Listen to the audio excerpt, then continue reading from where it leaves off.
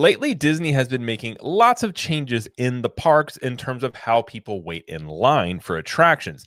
Recently, they changed a lot of things about the DAS system to very mixed reviews, to say the least. And today on the Disney Parks blog, they announced some major changes, including Genie Plus in name is going away, and that entire system is changing.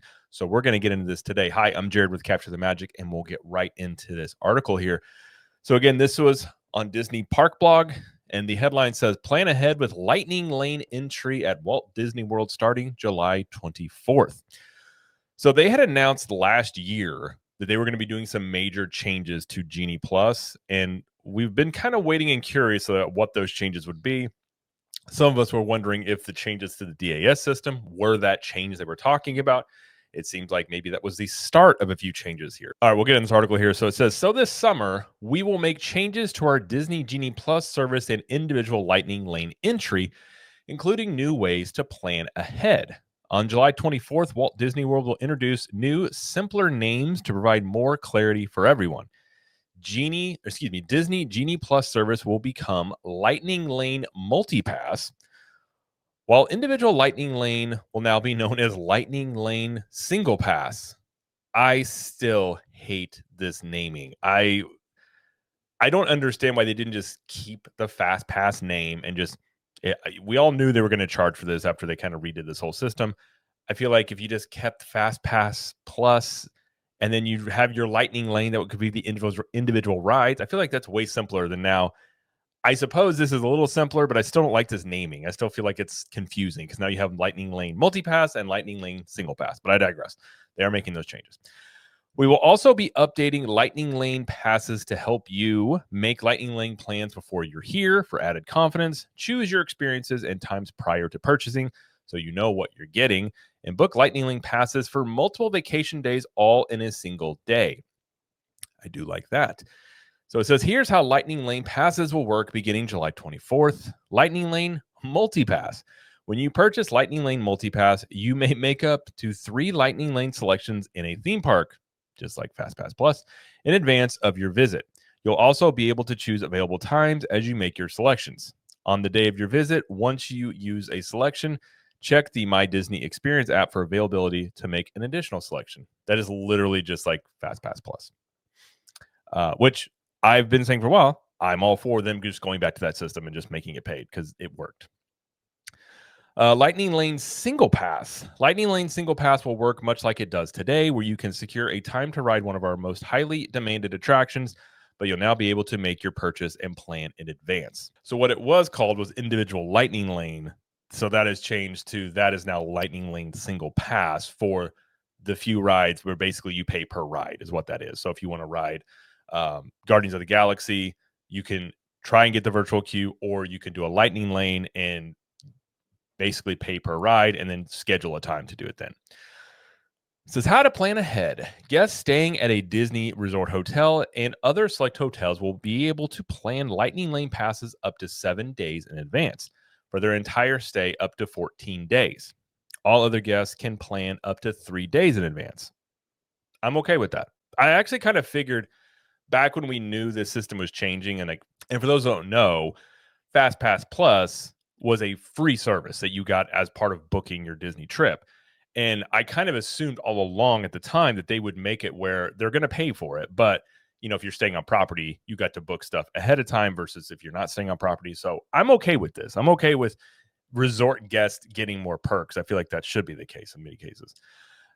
Says these advanced purchase windows will let guests secure some of their must-do rides and experiences after they've had some time to decide what dining reservations they want to book and any other plans they may need to consider. Guests may purchase a Lightning Lane Multipass, a Lightning Lane Single Pass, or both.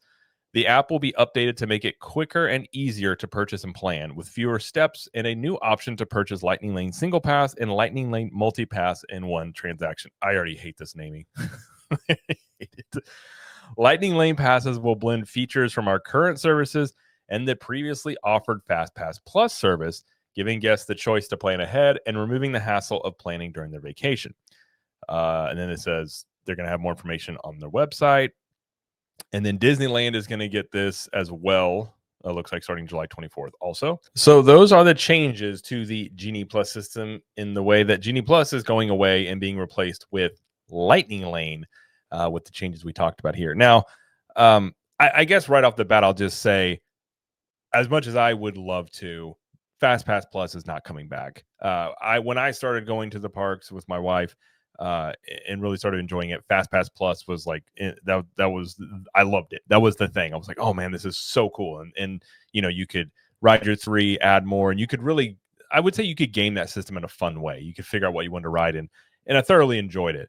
And when COVID happened, we started hearing rumblings and basically knew whenever the parks reopened, they were going to change Fast Pass Plus. Now, I expected them to basically, the changes that were announced today is kind of what I expected them to do initially whenever they were going to do Fast Pass Plus as like this paid service. I figured it was going to be a little different, but it would be something along these lines, more of what Fast Pass Plus was. And in my opinion, they should have just kept the name of it and just charged for it. I think the naming of Fast Pass Plus, and if you want to add in the Lightning Lane, then you call those individual rides Lightning Lane. I think that makes way more sense than calling this Lightning Lane as a system and then Lightning Lane Multipass and Lightning Lane Single Pass. I still think it's clunky. It's not as clunky as Genie Plus, individual Lightning Lane. I've always felt like that branding or naming was not the best. So I guess this is a little bit of a better, it's better on the branding, but I still think just keeping it Fast Pass Plus would have been better. But so ultimately, we're not getting that system back. Is this system better?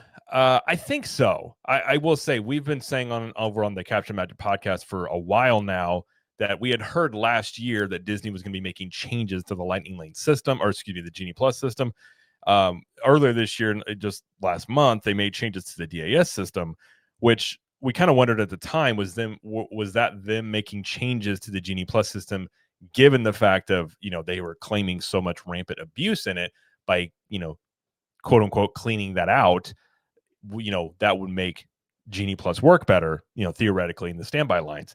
So wasn't sure. Seems like obviously there's more now to this. I think I'll put it this way. The locals and APs love Genie Plus because they could game that system. They could use it to write a bunch of stuff. And if you know how to use that system, you can. The problem with that system was and always has been, if you're not used to that system or you don't go all the time, it's confusing. And not to mention, it requires you to be on your phone all the time. The point of being on a Disney World vacation, or any vacation for that matter, is to spend time with your family, unplug, enjoy yourself. And with Genie Plus, you were forced to be in your phone from 7 a.m. basically all day if you wanted to try and ride and get as much stuff done as you could. And I felt like from a vacation standpoint, I never liked that system for that singular reason of who wants to be their nose in their phone on vacation whenever most people are in their nose on their phones and every day of their life. You don't want to be that on your vacation.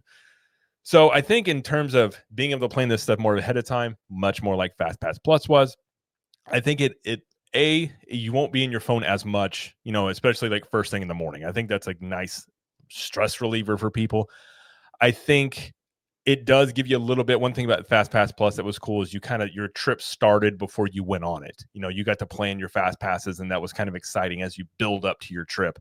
This does that a little bit. If you're staying in the parks, you get a week. If you're staying off property, you get 3 days. So it does bring an aspect of that in. But I think the main thing it also does is let you plan your days. You can know, okay, Monday through Friday, here's the, other than what parks you're going to, you kind of have an idea of some things you can ride and what you're going to be able to do. And then as the day unfolds, you can add things to that and see what happens. But so I think it's moving in the right direction. I don't know if or what other changes they would make to this. I'm sure there's some small ones, but this is a pretty significant change. This is basically, if we look at it, they've gone back halfway to what Fast Pass Plus was. It's just now a paid service. So on its face here, I like it. It's kind of what I was expecting them to do. And I feel like I kind of felt all along they were going to do some sort of marriage between Fast Pass Plus and Genie Plus. And it seems that this is kind of what they've done here. So we'll have to wait and see how this plays out. Obviously, this starts in about a month. I'm sure we will be in the parks to test this out and see how it goes. But on its face, I like it. I'm not a big fan of the branding, but I think this is a move in the right direction. I think it's simpler. And I think it allows for people to enjoy their vacations a bit more and make Disney less complicated, or at least try to, because if you've ever gone to the parks right now, it's pretty complicated. And that's one thing I do like about, say, Universal Studios. It's much simpler to go. You don't have to worry about a lot of this stuff. Whereas Disney, it's much more planning involved. So that is going to do it for this video. If you like this video, please like it, subscribe to the channel, as we will be doing more, Disney World, Universal Studios, Epic Universe news, plus a little bit of pop culture. And over on the Capture the Magic podcast, over at CTM Podcast here on YouTube, we will be talking all about that, I'm sure, this week. And then when we try this out, test it out, and let you guys know how it goes there. So, but let us know in the comments what you guys think about this. Do you think that this is a good move? Do you not like this move? Let us know. And until next time, we will see you in the parks.